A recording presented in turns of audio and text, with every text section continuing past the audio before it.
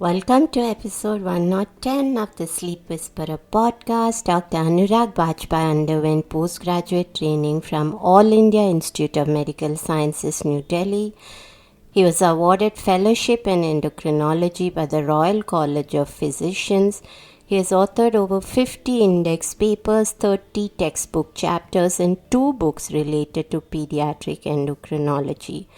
Dr. Bajpai is the section editor for endocrinology in Indian Journal of Pediatrics, reviewer for Pediatrics, Indian Pediatrics, Journal of Pediatrics, and Journal of Pediatric Endocrinology and Metabolism. His area of research includes the role of estrogen in peripubertal males, neuroprotective effects of insulin-like growth factor 1, growth hormone deficiency, pubertal disorders, obesity, rickets, congenital adrenal hyperplasia, and type 1 diabetes. He has authored Practical Pediatric Endocrinology and Children with Diabetes. Dr. Bajpai has taken active interest in spreading awareness about pediatric endocrinology and has set up Grow India, a non-governmental initiative to improve care of children with growth disorders. Why is sleep important for the endocrine system? What happens to the hormones when we sleep? What are the effects of lack of sleep on our own hormones? What are the effects of sleep disorders on growth, metabolism, obesity, reproduction, and glucose metabolism? How do different circadian rhythms affect the endocrine system? This is something that we must discuss in the modern context of genetic circadian rhythms that differ and supposedly predispose us towards being a night owl. What do we need to know about this? We also go into a big mistake that is made by many people with hypothyroidism that impacts their entire health. Take a listen to see if you might be doing this as well. Endocrine health is linked to everything from physiology to psychology. It is truly the master system of communication, and there was a reason that even ancient yogis correlated endocrine health with energy systems. It is a beautiful system that responds to subtleties in and around us. We can influence our endocrine systems positively with subtle daily practices. Sleep and endocrine health are truly interconnected magically. This episode is bursting with scientific information and practical tips to help you improve your own endocrine health and support all healing. Take a listen to episode 110.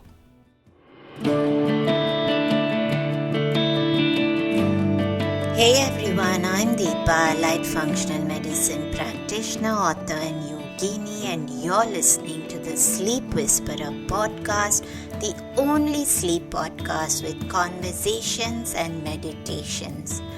I'm on a mission to share profoundly insightful sleep conversations with global visionaries that merge together functional medicine and ancient wisdom. Breathe in bliss through weekly guided meditations and let yourself enter the land of dreams. Together, let's unravel the pieces, get to the roots, and understand the right tools to transform your sleep completely. Through this podcast, I want you to dream the best version of yourself. It's time to regain hope and begin your sleep journey.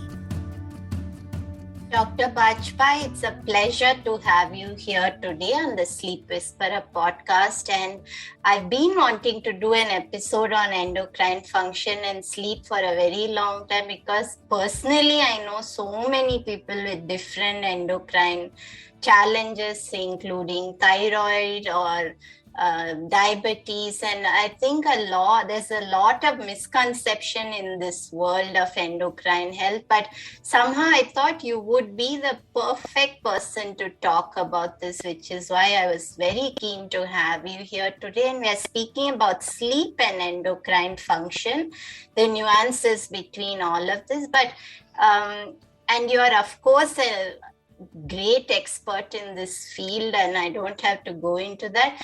I would like, though, for a quick look at what brought you into the field of endocrinology. Was there some personal story, or what was the fascination that drew you towards this? Good morning, Deepaji, and thanks for inviting me for this program. So, endocrinology was in fact a fascination right even from school days. Somehow I was really fascinated by the way hormones interact and the very concept that something produced at a very remote part of the body can affect across the body and will have different effects in different systems was something which was really fascinating. And as I went into the medical school and started evolving interest into different aspects, I really liked the physiology of these hormones. Then, as we went to the clinical aspects, how they interact with other diseases, and how mathematically we can really make a diagnosis in these cases, evaluate and manage. And I think that's what the overall clarity of concepts, the way we can treat, the efficacy really brought me through this endocrinology. So it's been a very interesting scenario for the last couple of decades, at least in terms of endocrinology. And I think endocrinology is really one magical space, doctor, because it's kind of subtle, but it's also so powerful in the effect it has on every part of us, our energy, mood, appetite. And maybe we can get started by speaking about why is sleep really important for endocrine health? Yeah, I think sleep is one of the most important and the most productive time that we are utilizing. This seems a bit paradoxical because most of us in this day and era talk about doing more work, getting more time in terms of doing work, less about these recreational activities, and sleep is probably often considered something as lethargic, something which is non-productive. But I would go to the contrary, that sleep is the most important part of a human life. Now, it's very simple and logical to understand that if somebody is spending 30% of their lives in sleeping, and if it was not going to help, evolution would really have taken it off. So, if sleep is not going to help you out, it is the biggest evolutionary mistake as to why the evolution has not taken it off. It really means that it is doing a very, very important and a vital function. Now, if we simply try to see what happens during sleep period and what happens during the daytime waking period, I would say sleep is the time when we are building up our resources. We are trying to really, in a way, making our overall parts in which we are getting things done. And during the day, we are utilizing them. So sleep is more like one phase of life where things are being stored, things are being reset, while in the morning, in the waking time, we are using those resources. And when we talk about hormones, the hormones also are, broadly speaking, two groups we can classify. One, which are more of anabolic, which are basically building the body structures, maybe muscle, maybe bone, maybe growth, and those aspects, and catabolic, which are providing us instant energy to utilize and do activities. And both are extremely important, and therefore the balance is important. So sleep actually plays a very important role in shifting the balance between these catabolic and anabolic hormones, and that gives a very important clue. So if you look into the simple perspective, during the sleep time, we have hormones like growth hormone, which really go up, gonadotrophins, which are going to control the reproductive functions, the pubertal development, they tend to go up. So body is trying to grow more, is trying to stimulate the development. So it's like growth, development, and puberty and reproduction. They are all getting activated during sleep. And the hormones which are involved in countering us with stress, like cortisol, these hormones will go down. So we have a very favorable environment for the individual to grow, to have better physical development, to have a better pubertal development without the effect of the stress hormones. So you're in a way building your resources, your muscles, your bone, your fat, everything. And when you go up in the morning, when you want to use them, you want to do more work, right at that time, you will have a peak which starts in terms of the cortisol level, which is the hormone which is the most important as far as stress is concerned. And that will provide you with the energy to counter. So if we think of humans who have evolved over time in a situation where they had to really work hard for getting their food, work very hard to really get all the resources which were very scarce, they had to work a lot from morning. So at that time, you needed the maximum amount of energy, maximum amount of concentration. And then probably what you're looking out is using your resources. So then your growth hormone, your other hormones will tend to go a bit down. You're basically trying to build up, use those resources, and that's why cortisol goes up. So this whole cycle of sleep, sleep and wakeness will really give you an idea as to how we have a time where we are building up, and then utilizing. So it's just like any other cycle you can think of, investment cycle for that matter, studies for that matter, the same phenomena which is being reflected in sleep. And that's how it's very, very important from an endocrine perspective. Beautiful, doctor. I loved your connection to the evolutionary aspect, because really I don't think many people would wonder today about why we do, because there is, as you yourself said, that we are living in an age where there is so much of emphasis on doing.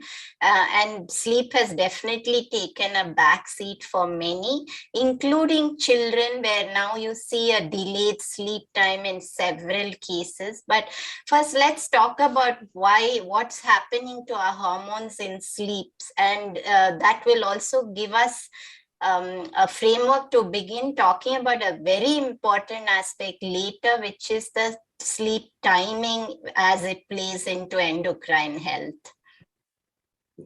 So as I've already mentioned, the sleep is a very, very important time in which we are not only resetting all the problems which have happened, we are also in a way focusing about more towards growing. So sleep basically means that you are in a secure environment, you have enough to eat. So a person will sleep basically when everything is perfect. And when you are in that ideal situation, you would like to grow. If you talk about from an individual perspective, if you have enough money, you've got a secure home, your family is good, you want to grow. The same is about sleep. To have a good sleep means that you had eaten well, you are well physically, there is no physical issue, there is no pain. And then of course the body will say, okay, now it's a good time to grow. So what it does, and if you talk about the major hormone systems, let's go one by one. So we have got from the pituitary, which is the most important regulator of the entire body system, the growth hormone becomes high. So when we see often that children who are actually sleeping well will grow well, the reason for that is that the growth hormone is largely produced during the phase 2 to 3 of sleep, and that is the time you will have peaks of these growth hormones which are coming. Now, a lot of these hormones are not continuous. We need to understand that it's not that body is continuously producing an amount of hormone. There are peaks which are coming in, troughs which are coming in, and they will have a significant diurnal variation from day to night. They will vary, and large amount of this variations are related to sleep in that perspective. So growth hormone, one of the most important hormone as far as the growth, not only of children, but also a lot of other metabolic effects, muscular growth, bone growth, fat loss. All these substances, growth hormone will go up during sleep in terms of peaks, or let's say the peak secretions, number of frequency will become more. So that will allow us to gain more muscle, more bone, less amount as far as fat is concerned. This is what growth hormone will be doing in that perspective. The second major hormone which is coming from the pituitary is the gonadotropin releasing hormone and the gonadotrophins, which are regulating the functions of the gonads, the testes, and the ovaries. Now, if we talk about pubertal development, which starts right around 8 to 10 years in girls and 10 to 12 years in boys, the first change which happens is that during sleep time, these hormones tend to start. So basically, the first time when these hormones kick in is actually at sleep. And that's why body becomes good, and now the development happens. So a lot of these testicular development, a lot of these ovarian development, and secondarily, the development of the physical characteristics is dependent on sleep. If you do not sleep well, your reproductive hormones will also get altered, and that will, of course, have a major impact from that perspective. Now, if we talk about third group, which is very, very important for the body functioning, which is the pituitary adrenal axis, which is really regulating a lot with regards to our stress response, our glucose levels, our blood pressure. It is more of utilizing your resources. So while growth hormone and gonadotrophins are trying to build up resources, this is utilizing resources. This hormone will be very high, as I discussed, at the dawn time, there will be a peak. They will remain high during the day, and they will come down around 12 o'clock. And that is correlating again with sleep. Now, why is that?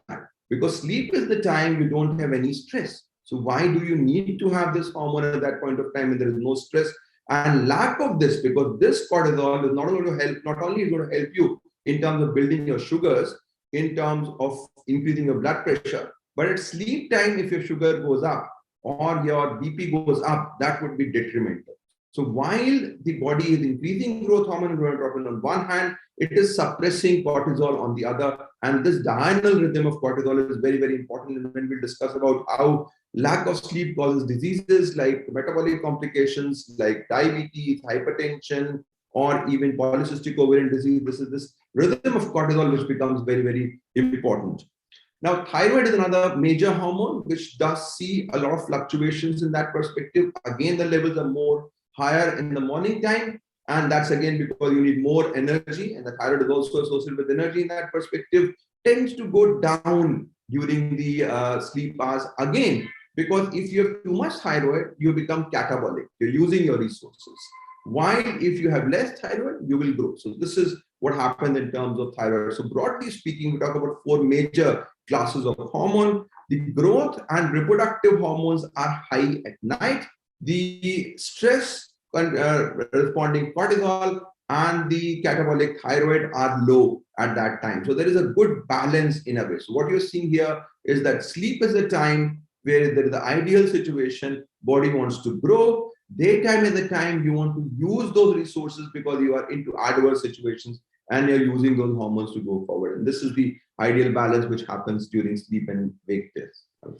I'm so glad, doctor, that you keep bringing emphasis back to the diurnal rhythm, and we'll come to that when we talk about timing. But what does general lack of sleep do to hormones? You describe the hormones so beautifully and what happens in good sleep, but what's happening if someone is not sleeping, which is a big factor today, and there's so much hypothyroidism and pre-diabetes everywhere that why is sleep so important, and how is lack of sleep disrupting our endocrine function? Yes, that's a very, very important part to understand, because once we know the reason, it becomes much easier to correct the basic cause. Now, if we have lack of sleep, and when we say lack of sleep, there are two aspects. There would be issues with regards to not only in terms of the aspects of that we are talking about in terms of the quality of sleep. It's the quantity also. Quantity and quality both are very, very relevant. So we'll talk later on maybe as to what is the ideal amount of sleep in different ages, but that's a different issue. But both quality and quantity of sleep are absolutely important to have a good endocrine functioning in that regard. So if there is lack of both of them, we will find that at times when we do not need the stress hormone, cortisol will go up. So if your cortisol goes up at night, you will have high blood pressure, you will have high glucose, because that's something the body wants when you are in stress. That of course will have a long-term complications in terms of development of diabetes, development of obesity, development of insulin resistance, polycystic ovarian disease, non-alcoholic steatohepatitis. So lack of sleep on one hand is a major predictor of obesity and metabolic complications. We actually did a large school study in which we evaluated over 5,000 school children in our region, and we looked into the various factors about why they are becoming obese. And we found a stunning prevalence of around 20-25% as far as obesity is concerned in affluent school children. When we looked into the various factors, we looked into the lifestyle factors in terms of physical activity, sleep time, in terms of the amount of junk food consumption that they do, and then correlated that with the BMI, which is the body mass index, which is the indicator as far as the obesity is concerned. And very importantly, with body fat. So we actually measured body fat using a specific equipment there. We clearly found that one of the most important factors which determined the obesity and the body fat was sleep hours. Children who were not sleeping, who were sleeping 1 hour more, had a 10% lower body fat compared to those who were sleeping less. So just by increasing sleep, one can really change the body fat percentage. Now, this body fat percentage is something which is going to determine your complications, determine your blood pressure, determine your all those factors. So sleep hour is absolutely important as far as these metabolic factors are concerned in terms of all these factors. Now, this was one about the metabolic issues. Of course, as I discussed, growth hormone requires a deep sleep. It requires stage 2 to stage 3 sleep. So if somebody is sleeping, but it's like a poor quality sleep, you will not be producing growth hormone, and that will really have an effect with regards to the growth of the child. Similarly, you will not have a lot of these gonadotrophin secretions coming in, and that will of course have an impact with regards to the reproductive development. So if you have a bad sleep, there is a tendency of developing obesity on one hand with all its complications, which is diabetes, fatty liver, hyperlipidemia, polycystic ovarian disease on one hand, and on the other, you have a tendency of not growing well, growth hormone deficiency. It's not just about growth, your muscle will become less, bone will become weak, and of course, problems with regards to pubertal, reproductive, all those connotations will start happening. So, sleep quality and quantity both are of vital significance in this regards. And maybe you could share this research you did, Dr. Bajpai, so we link it as well to the show notes, because that was very interesting. And I would also like to take a look at that. And when you say it impacts the reproductive aspects in children, have you noticed any link in that to early puberty or how does it play out when you say that it can impact reproductive aspects? What are the typical things that you've come across? There are a lot of studies which are going around with regards to the sleep impact on the pubertal development and reproductive aspects. Now, there is no one-to-one correlation, I would say, because early puberty is overall, and there is a lot of tendency that we are seeing that children tend to have an earlier puberty nowadays, and there are multiple factors which are associated. And I would say sleep lack is one of the major factors.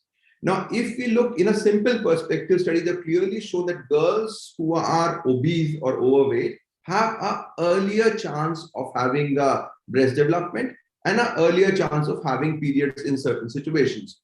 Now, obesity per se, therefore, is a driving force, and this is probably working through another group of hormones which are known as leptin and ghrelin, which are basically coming. Leptin is a hormone which is produced by the body fat, which tells us, okay, how much is the body stored as far as the fat is concerned. And ghrelin is coming from the stomach saying that you're hungry, eat more. That is the perspective in that regard. So if somebody has got too much leptin, the body will, which basically means that there's too much fat there, the brain will say, okay, now we've got enough resources, we should now enter puberty. Now, why does puberty basically happens? And why does puberty happen in that perspective is that puberty and pregnancy, these two are situations which demand a lot of energy from the body. They are all requiring a huge amount of load on that particular individual. So if the body feels that there is not enough energy required there, it will shut it down. So on one extreme, if you have got too little leptin, it will say, okay, you shut it down. But if you've got too much, it will say, okay, this is at the right time. And maybe even before the time is there, pubertal development may happen. So there is a definite link with regards to obesity and early puberty. And this link, I would say, is clearly linked also from sleep habits, because they have a direct impact on obesity, direct impact on leptin levels as well. On the other hand, if there is too much issues in terms of sleep, like somebody is really disturbed sleep, cortisol will go up. And this cortisol is going to affect the ovaries, it's going to affect the overall reproductive functions. So it will not only cause early puberty, there will be a disjuncted puberty, and features of what we call polycystic ovarian syndrome, in which ovaries have an imbalance in terms of hormone production, will also become manifest. So it's a very, very vital link between sleep and reproduction, because as I said, sleep means you're doing well in life. If you're able to sleep well, you are having a contented life, body can then want to grow. If you don't have enough sleep, body will say, okay, this person doesn't have enough resources, he's already stressed with 100 of things, why are we putting a load of reproduction on that perspective? So it's a very simplistic way to look into and comparing them. And we did speak a little about the diurnal rhythm, and I would like to talk about that. As I mentioned, that there is a lot of, recently I had a girl come to me who was 12 years old, and her normal sleep time was post midnight. And she said, but auntie, that's how we need to stay up and we need to study. So this seems to be a common trend, and there doesn't seem to be emphasis that there is something concerning about this in terms of impacting physiology. So do you feel that there is that there is an ideal bedtime, or are there, in your view, do you believe that people have different circadian rhythms? There's a very popular book by Dr. Michael Bruce, which describes 4 different chronotypes for sleep. And there is a lot of talk about this today on social media, that some of us are meant to be the night owl, and where our regular bedtime is beyond midnight, and that's probably what helps us to function really well. And people say that there are genetics that point towards our sleep chronotype. In your long experience, do you feel that we are meant to have different sleep chronotypes, and some of us are possibly meant to sleep much later than others? Or do you feel that there is a link between the diurnal rhythm, the light dark cycles, and endocrine? And how is this all impacting endocrine health, especially when it comes to these 2 major endocrine challenges that we see a lot of people struggling with today, which is hypothyroidism and insulin resistance? That's a very, very important point that you've brought in. And this is very relevant because we've talked about the quality of sleep, we've talked about the quantity of sleep, and now the very important factor is the timing of sleep. Now, a lot of people say that if you are sleeping maybe 7, 8 hours a day, it doesn't matter whether you sleep at 12, you sleep at 9, you sleep in the morning also. But I would like to differ from that perspective. So whatever people talk about increased efficiency, like doing better in that perspective, is more to do with programming, the way we have programmed ourselves in life, that we want that sort of an environment. And then that is more like that rather than any physiological basis.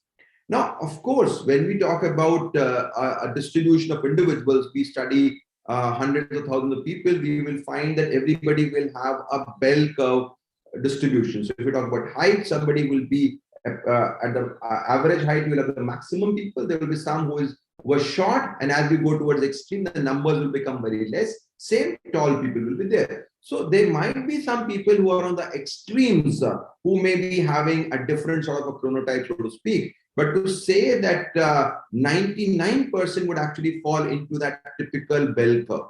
And I'm not sure as to how you're going to determine that genetic basis, even if you do a whole genome sequencing to identify which gene determines that particular chronotype, because we don't even know many times that even if you do a genetic test, diagnosing a disease may be difficult because some variations are normal, which are there in that perspective and difficult to correlate.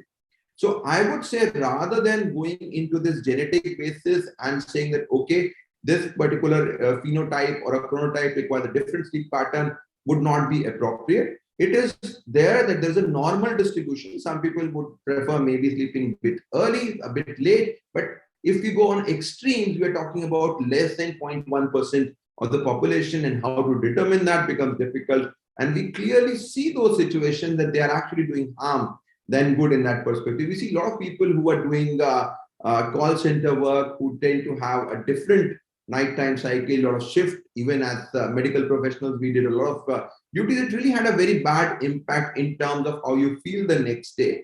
And a lot of these metabolic complications that we are having, people becoming sick early, and we now see so many young people having so many cardiac issues. I would say sleep deprivation is one of the major important factors. And it's not just sleep deprivation, it is the timing of sleep, which is also very vital in that perspective. So I would say stick to a schedule, and that's very, very important in that regard. And there was, I listened to Dr. Michael Bruce somewhere where he said we've actually tested endocrine function in chronotypes which are night owls, and in their body, cortisol and melatonin have a different rhythm, and it's spiking and moving differently to others. What would you say to something like that? Is it because they're already in that sort of a rhythm that their body's shifting? Is that going to at some point probably trigger some abnormal function? What are your perspective on that? Yeah, so I think that's a very interesting point. There are 2 aspects. One, of course, is how many people are we testing? When we talk about 100, 1,000, even that doesn't make a sense because we're talking about billions of population. You can't just have such a small sample size to really look at it on that perspective. So that has to be looked into. So if you talk about medical research, what often people say is that you can get any result depending upon any sample size you want to, because they are not representative of the entire population, so to speak, in that perspective. Now, second point is very, very valid, that if you have been living throughout your life, that's why I talk about conditioning, that you have been living throughout that time, the body will say, okay, this fellow is always awake in the night time, so I can't have cortisol all the time. And that will cause, so it will try to shut down. So this is more like a acquired effect, not that they have a congenital issue in that regard. So 1 in a million may be like that, but you won't expect that half the population will be like that. So if somebody is doing that, this may be a programmed phenomena which may happen. And when this is a programming, it means that the body has to put extra efforts in curbing those hormones at that time when they should not be high. And that itself is going to take a toll. And there will be a time when this mechanism will fail and they will have a lot of issues which will come up in that perspective. So I would say there are a lot of issues which are there, which have been raised in terms of all these factors. There is not much scientific basis onto that. And even if we consider that some people may have a normal profile which is there, it may be more because of the sleep pattern that they are using. And the sleep pattern is not because of their hormone profile. It's the other way around in that perspective. And I would say it's not desirable from that perspective. Good, doctor. And I would like us, before we actually go into how do we look at sleep and how do we look at improving sleep, just a little bit into hypothyroidism, because one thing that I've come across in a lot of people who have this altered sleep timing, sometimes they're sleeping past midnight, and then they've been told by their doctor to take their medication, their thyroid medication in the morning, and sometimes they wake up, they take their medication and they go back to sleep, and then they wake up at a much later time. Is there something to also, what I'm asking is our sleep and wake cycle important in the timing of our medication and the effect of the medication? Is it going to impact positively or negatively if someone takes a medication, goes back to sleep and only to wake up several hours later and then eat their meal? Do we need to follow sleep-wake cycle in according to our medication?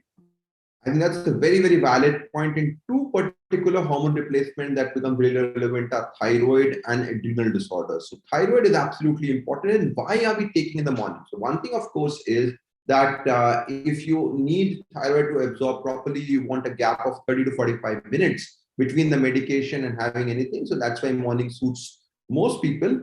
But the second big reason is we are trying to mimic what body does. We want to mimic physiology. So what we're doing is that in the morning, as I said, you need thyroid to become more active. You take that medicine. Now, if you're taking thyroid, and the maximum level will, of course, be around that time when you're taking the medicine, and then they will try to taper off over time. So if you're taking the thyroid medications and sleeping again, this is going to be a very difficult situation. You are taking something to boost your energy, and then you're going to a fact when you are actually trying to curb your energy. So it doesn't make really any sense to wake up and take the medicine. So we will always say that you get up at the right time and take the medicine. But let's say you're not able to wake up at around 5 or 6 o'clock, you're waiting at 8 o'clock, take the medicine at 8 o'clock, because that's when your clock is there. But of course, if you want to do it at around 12 o'clock, that of course is not desirable. But if somebody wants to wake up at 7 or 8, which is not desirable, but okay, acceptable, take the medicine. Then don't set an alarm at 5 that I'll take the medicine at 5 and sleep again, because that's going to cause a huge confusion to the body that, okay, now this fellow has got such a thyroid now, and why is the person wanting to sleep? And that becomes a problem.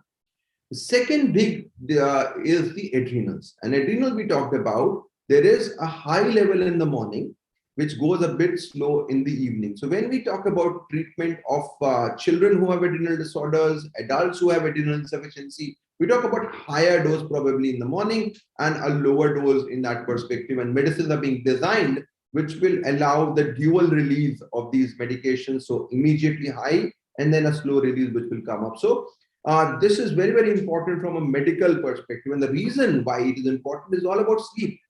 Because this is that sleep-wake cycle. When you want to be more active, you want more cortisol, more thyroxine.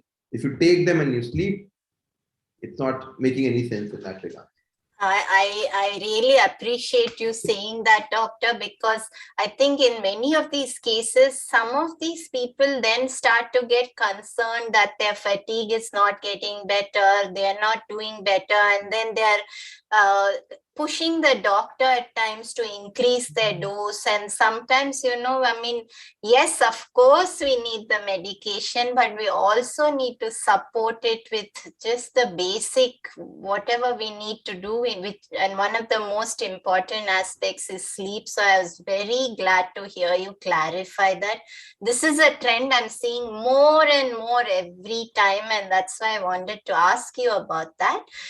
Maybe since we could talk a little bit about what would be the ideal sleep regimen in terms of what do you suggest in terms of meal time, going to bed? What can we do to improve sleep if we are having poor quality of sleep?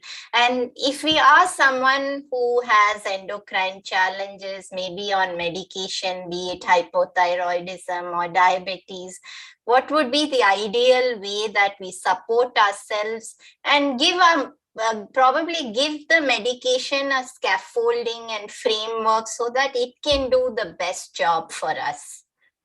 I think that's a very, very valid question. And this is relevant for individuals who have different types of hormone disorders, as well as those, everybody, I would say, overall should have a healthy pattern as far as sleep is concerned. So when you talk about sleep, as I said, there are three key aspects: the quality of sleep, the quantity of sleep, and the timing of sleep. All three are important. So let's go one by one. If you talk about quantity, there is no perfect hit which we can say, okay, this is the exact hour, exact minute which everybody should sleep. But roughly speaking, we're talking about 7 to 8 hours seems reasonable from more study perspective. And studies show people below 6 definitely have a huge problems, and more than 9 may be a bit off the mark in terms of having over this thing. So while there will be a variation, there will be a normal curve which is there in terms of what's the ideal amount of sleep which is there. I would say 7 to 8 would be the good fit in that perspective for all the individuals across board in that perspective to start off.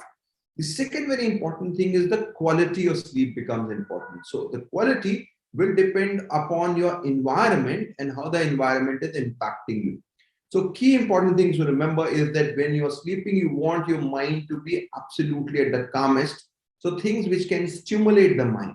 Things like, I would say, having a caffeine drink in a recent past, having television, having mobile, and all these things are becoming very common that we're keeping all these things in our bedrooms. We are seeing TV and we sleep while seeing TV. We are actually having the mobile just beside our side.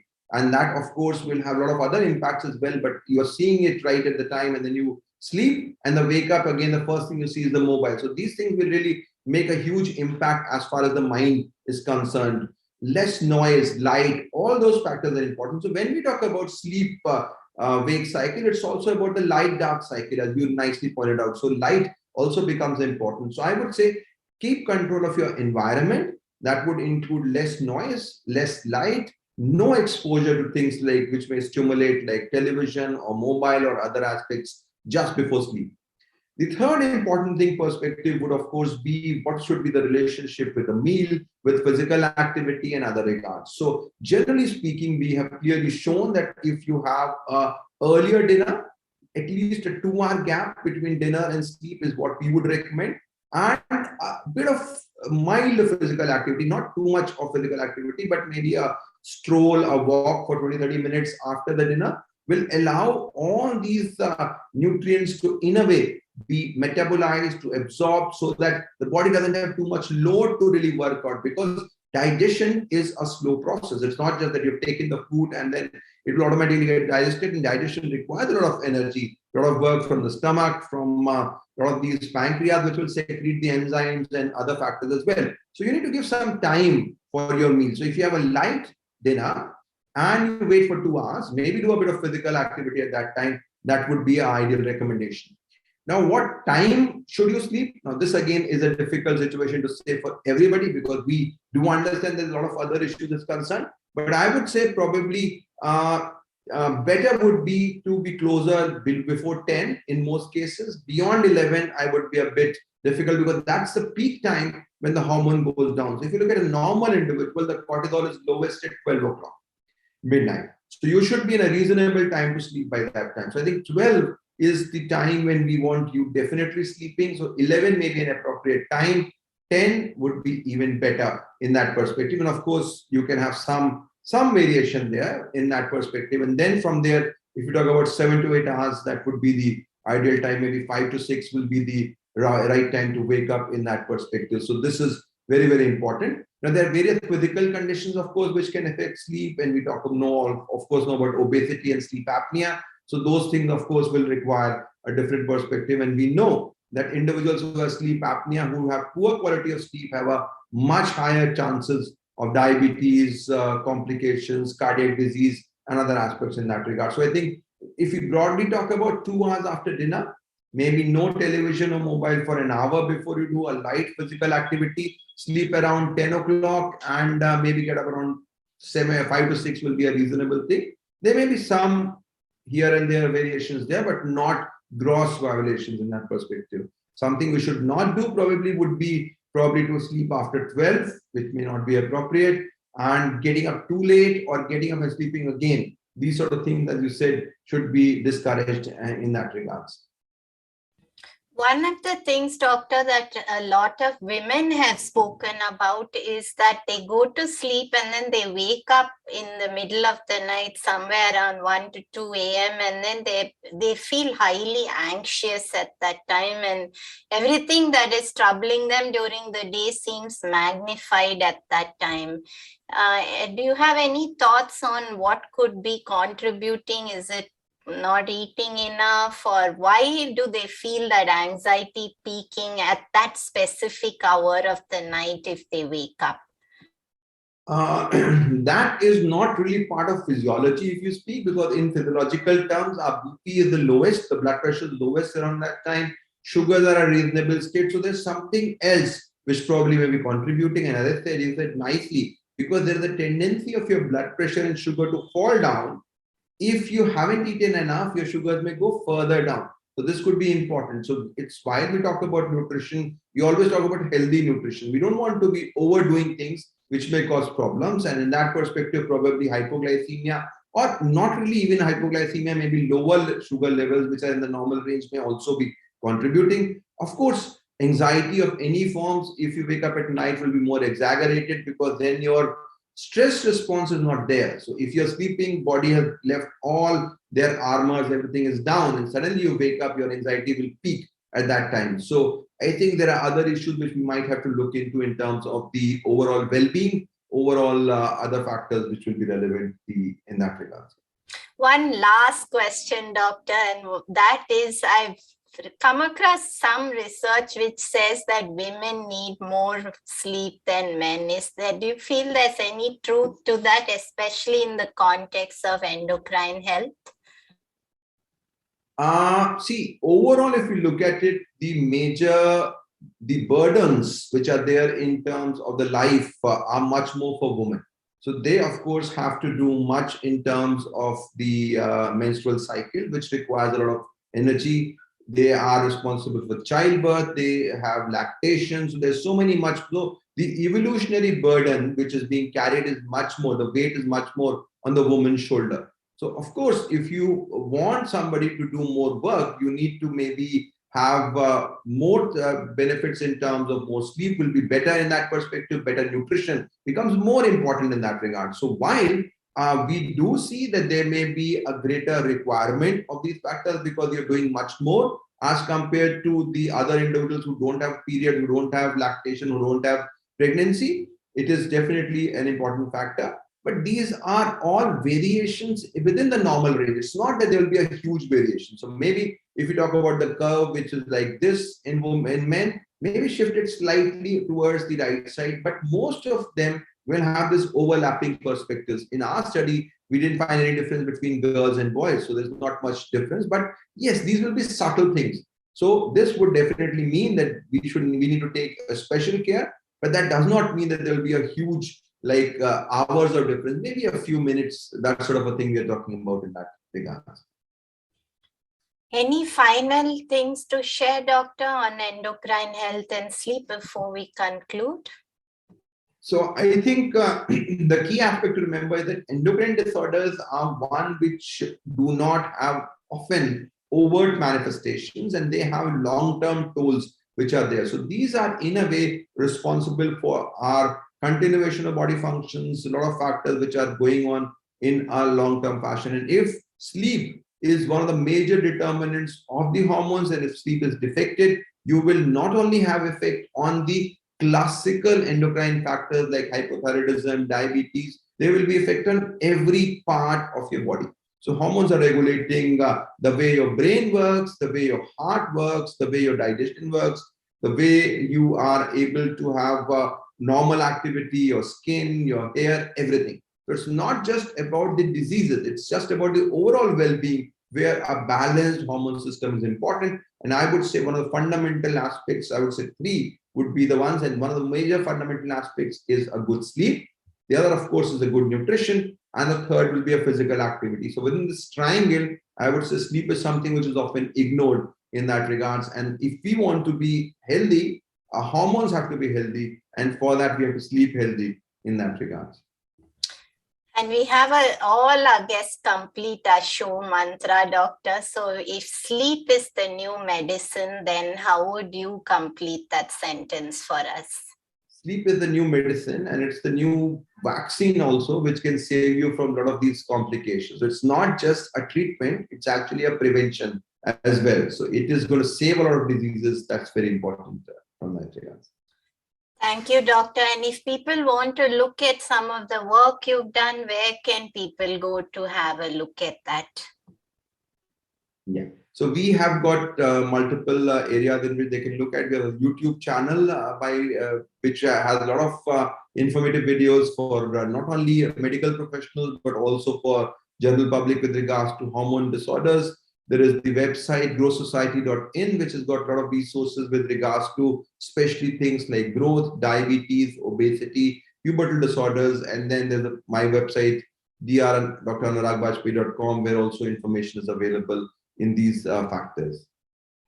Thank you, Dr. Bajpai, for a great conversation. It was as I expected. Everything was so clear, and I think you really explained the importance of sleep in the endocrine aspect. And maybe at some point we could have another conversation specifically on hypothyroidism, because that's an alarmingly, it's growing so quickly, and everybody who I come across says they're on medication. So it would be great if we could go into that.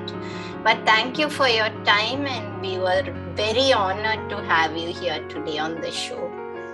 It was a wonderful interaction to discuss upon such an important aspects and very, very relevant issues which you had raised. And I hope that you were able to address many of them, and it will be a pleasure to be part of future endeavors as well. Thank you.